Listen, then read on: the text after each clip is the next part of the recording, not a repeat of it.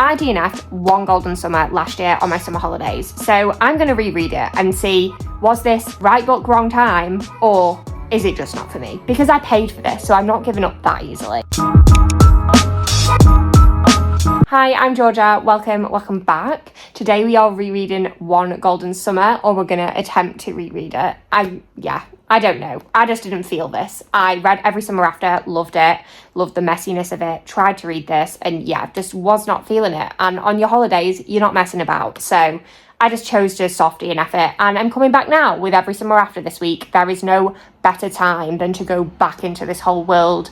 I'm hoping it'll kind of refresh my memory on some Percy and Sam things as well, just in time, so we shall see. But let me know what you thought of this book in the comments. Let's make the comments a little bestie book chat where we can discuss our thoughts, because I'm going to have no one to discuss this with. And I'm going to be vlogging, watching some of the episodes of Every Summer After, so make sure you subscribe for that, because I'm just going to be back to the lake and just having the best time, to be honest, this whole week, and I'm hoping this gets me in the mood for it, so we shall see. Can I just say that I don't appreciate this book starting on Friday the 13th? Because I don't accept the negative juju that brings into my life. So no thank you, Carly Fortune. Pick a different date in future.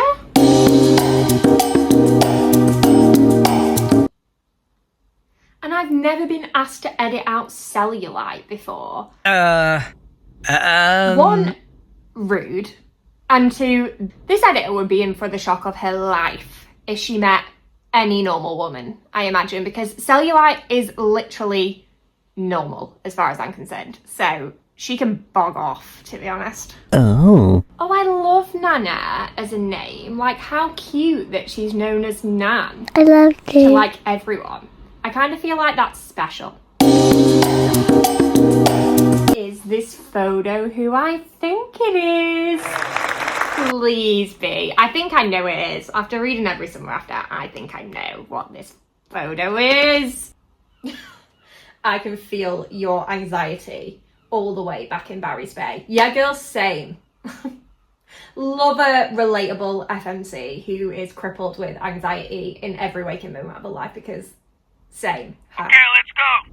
I'm really relating to this FMC, and it's quite refreshing because with a lot of fantasy romance that I read, obviously I never relate to the FMC because I'm not a strong character. I'm not physically in shape in terms of fitness, and like I just kind of always feel they're at arm's length from me. But she was a goody two shoes, I was a goody two shoes. Like, she has anxiety and she like second guessing herself, and I just see a lot of her in me, which kind of surprises me that I seemingly DNF'd this so quickly on holiday, because this is like one of the only times I actually feel the FMC is a slight reflection of me in the book and is maybe slightly misunderstood by people. So I don't know really why. Maybe it just wasn't giving like summer reads feels at the time, but I'm not regretting giving this another go so far. Good things happen at the lake, apparently. I love that Read a Smutty Book is on her to-do list for this summer. You got it, girl. Well, I was right about the boat. Just call me Sherlock Holmes. It's fine. It's literally so fine.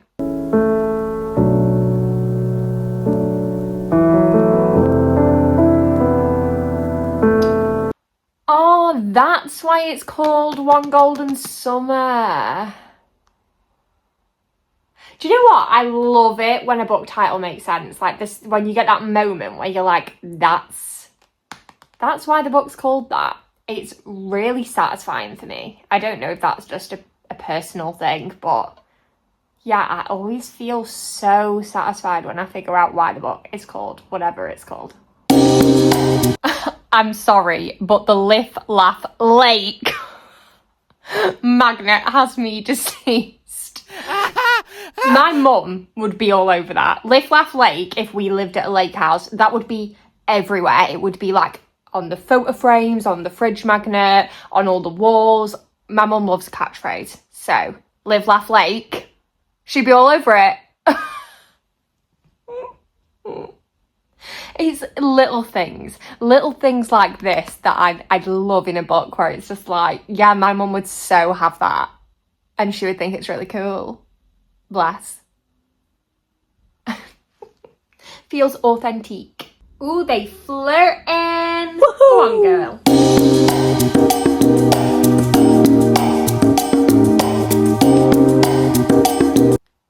Bring me up for tea, Alice.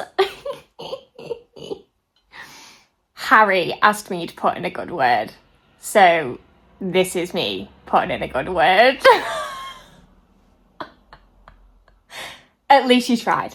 At least you tried, even though you completely didn't, because you don't want that. Oh, I love it. I love it. I feel like it seems like I'm absolutely love it, like having the best time loving this book. And don't get me wrong, there are moments in this that I love. Like already, I love Nana. I just, yeah, she reminds me so much of a combination of like the best bits and the things I love about both my nanas, and it feels very authentic and homely. And there's things about the FMC that I've already said I relate to so much, but I'm not fully in it, and I've stepped away, I've come back. Like, this book isn't making me want to just sit down and read it, but then when there are these little like magic moments where I'm like, I feel that, or that feels really real, or that's just making me laugh. Like, I do think as the story's progressing for a holiday read so far, I think it is that easy breezy. You can kind of still get on with your holiday and enjoy it because it's not absolutely inhalable, but like, it is good flirty summertime feel. And maybe I should have stuck it out a little bit last year, but I don't know, it's a bit of an odd one where there are moments where I'm having a great time giggling, kicking my feet, but then there are other moments where I'm just not really gelling as much as I did with Every Summer After, because I did love that book. So I'm finding that interesting, but we shall see. This is also going to be quite niche, right? But I'm not keen on the start of the I'm going to start again. It's late in the day and my brain is clearly starting to fail, but we won't blame the book too much. At the start, I'm not loving that at the start of these chapters, it's counting down the days until like the summer's over. And I kind of bit like, boo, like I do that. You know, when you're on holiday and you're like, oh, I've gone for a week and I've got 4 days left, but I'm already on day 3, and then I'll be really sad that I'm on day 3, even though I've still got over half the holiday to go. But the way that my brain works is like, it always puts time on a countdown. Like, if I'm enjoying something, like when I went to like my wedding dress, I remember being in the appointment, trying them all on, having the best time, and I was like, oh, save this moment because in X amount of time it's going to be all over. Like, my brain just, it puts itself on a countdown on a good day. So when I'm reading a book for enjoyment, don't remind me that the poor character's also on a countdown, because it just causes so much unnecessary stress for me. And I know that won't bother everyone and it's pretty niche, but it does cause an element of stress that I already emulate in my entire life. So I'm not loving that. I'm not gonna lie. And that's just a really me problem. That's not really for anyone else to carry, but it is annoying me. Because I'm stressing. I'm like, guys, you've got to get a move on. You've only got X amount of days. And then it's stressing me out. Princess.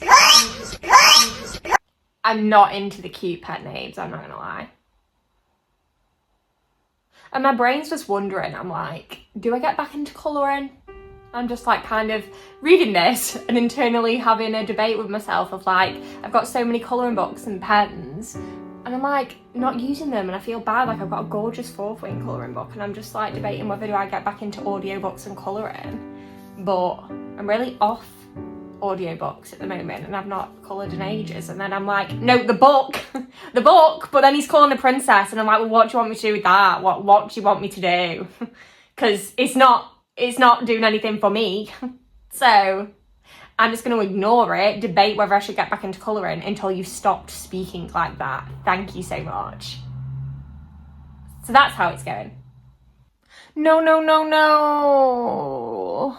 Me and Charlie are going to fall out soon, okay?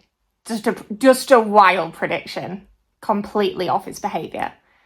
Because I've had enough. I have had enough already. And we're 27% in.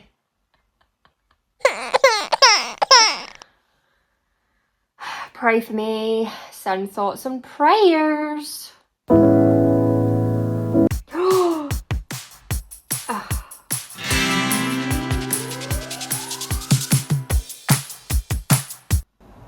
Why do I find the FMC like so relatable to me, but then there's just moments where we really don't gel? Like, I was gonna say what is it with the camera, but I kind of get like it's your job, I kind of get that, but like you're on a summer like holiday thing, like one, give it a rest, and two, if I was in public with someone, I don't care what your profession is.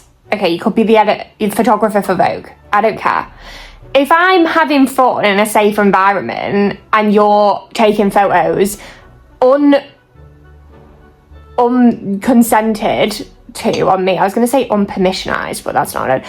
Without my consent, sin consent, okay? You are taking photos all the time, like candid, like thinking that it's like this whole personality thing.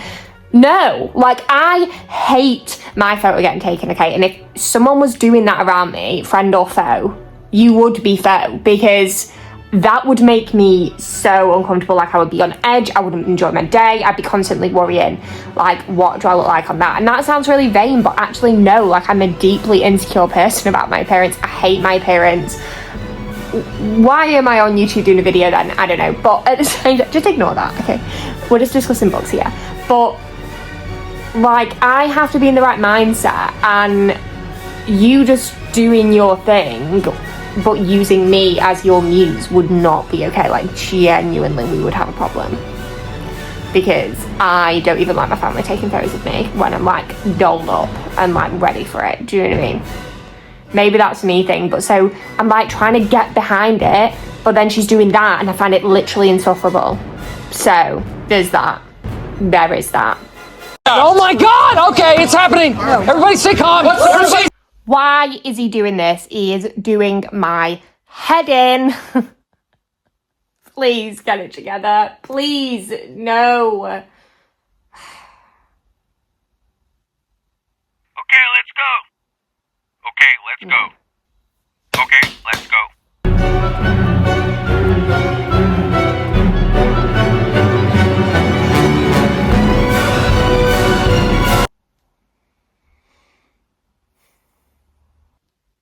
Girl, just give up. Just give up now. I would. I have given up for you. Okay. I've given up all interest in this book.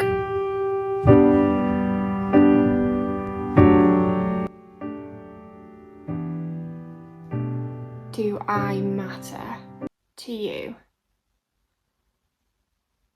Oh, don't remind me of this. This is just unpleasant and unsavory conversation that should be left very much in every summer. No. Talk about this baggage again. I really don't, because I was starting to like you, Charlie. To be honest, I was starting to forget about that. So let's not.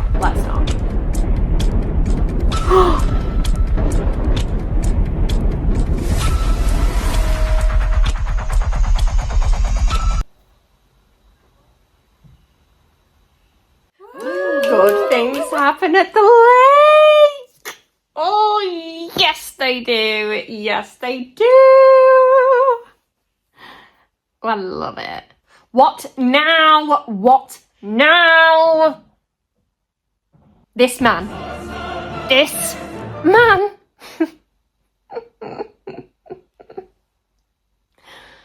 Oh boy. Boy. I knew this would be a thing. I knew it. It was mentioned the whole time. Yeah. Didn't expect that, but I knew this was going to be a thing.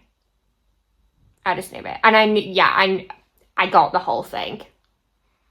So, there's that. The photos. Oh. Why am I feeling them at this late stage? Why is this happening now? That I get them, that I like them, that I feel them. Okay, so I finished One Golden Summer. And look, I don't know. Was I right to DNF it? I don't think I was. I think it wasn't that bad. Like, it wasn't DNFable. I think I was just being dramatic and on holiday and wanting 5-star summer feels. Is it as good as Every Summer After? For me, no. I love a chaotic, messy romance, and I loved Percy and Sam so much. But were there bits that I enjoyed of this? Definitely. Like, I actually did like Charlie in the end. I just did find the story a little bit frustrating. And, like, at some points I was like, you know, girl, why are you doing this to yourself? Like, it's getting, like, I was getting secondhand embarrassment. And there was traits in her that I really related to, whilst there was traits in her I really didn't. And with him, he was, like, really annoying me. Like, really testing my patience. But then I kind of had an idea in the back of my head that there was going to be something like there was. That was the why of it all, and fine. But, like, it wasn't that shocking. It wasn't a plot twist for me. Yeah, okay. But, like, just communicate. Do you know? Sometimes I'm like, it's not an excuse, but it kind of is, but it's kind of not. I don't know. Like, obviously, like, you know, you do your thing and have your moment, but I just find it frustrating. I did like him, and in the end, I really liked them both, but for like 80% of that book, I wasn't enjoying them as much as I'd hoped I was, and I normally get into like my contemporary romance couples. So I think I liked him in the end. I liked them both in the end together, and I had fun points. I found parts of it fun and authentic. So I would recommend it, but like, it's not going to blow you away. I think it's like a 3.5, which is good. Like a solid 3.5. Because for me, some 3s are like good 3s. Some 3s are bad 3s. And that's just the way it is. So this is a solid 3.5. Like, this is above a 3. Because I think if I'd have read it in one sitting, because it is that kind of book page-wise, it also may have been funner and better. I think maybe I should have stuck with it on holiday, because I think it's more of a holiday read. And it's a fine time. There's just annoying traits in it. And I think reading Every Summer After and going straight into this does this a disservice, because Every Summer After is a lot better, in my opinion. That was like solid like a good 4-star, actually. Whereas in this is like a solid 3.25 to 3.5. So I still like Charlie now, but yeah, I just have mixed feelings towards all of it. But then there's parts like I love the Nan, like the Nan stole the show. So there's that. I am going to read the other ones at some point, but I just thought this was like perfect timing to do this if I was ever going to do it. I'd already paid for the book with Every Summer After coming out this week. So I'm going to look forward to that. And I'm also going to vlog me watching some of the episodes of Every Summer After, and then we can have a little bit of a chat in the comments about our thoughts as the episodes go through. I thought that'd be fun, because no one I know is going to be watching that. So yeah, thank you for watching. Make sure you like, subscribe, comment your thoughts on this book. Let's make the comments a little bit of a girl book chat, and we'll just have a chat about it all, because I have mixed feelings very clearly. I was like at war with myself throughout this. There's moments I'd be like, okay, we're in it, let's go, and then there'd be other moments I just was like, you are all annoying me. So yeah, thanks for watching. There's going to be a few mini vlogs this month. We're going to do The Risk, Briar You, we're going to do Red Rising, and yeah, there's going to be wrap-ups and Every Summer After vlogs. So make sure you subscribe so you don't miss that as well. But thanks for watching.